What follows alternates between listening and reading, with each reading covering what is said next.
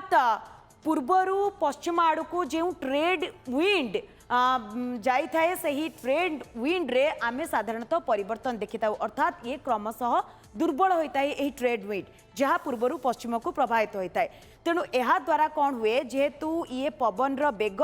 दुर्बल होता है से एशिया आड़ को न आसी क्रमशः अमेरिका आड़ को गति करि थाए जहाँ को कि आमे एलनिनो रो प्रभाव बोली कहूचे बा पाणीपाग रे ये परिवर्तन देखा दउची। तो विश्व पाणीपाग संगठन बा WMO कौन प्रकृति में आकलन करछंती एलनिनो को नहीं एलनिनो सक्रिय हेबार 90% एथरर संभावना रही प्रति वर्ष एलनिनो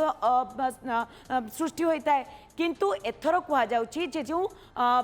स्ट्रांग एलनिनो कथा आमे कहूचे ये स्ट्रांग एलनिनो पाखापाखि 90% संभावना रही जे एलनिनो सक्रिय हेबार एवं तापमात्रा आहुरी अधिक वृद्धि हेबार मध्य संभावना रही अर्थात समुद्रर तल भागर जो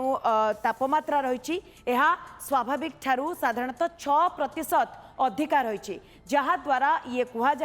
जे तापमात्रा अधिक बढ़ तापमात्रा जेहेतु वृद्धि पाइब पाणीपाग भी अनेक गुड़िए परिवर्तन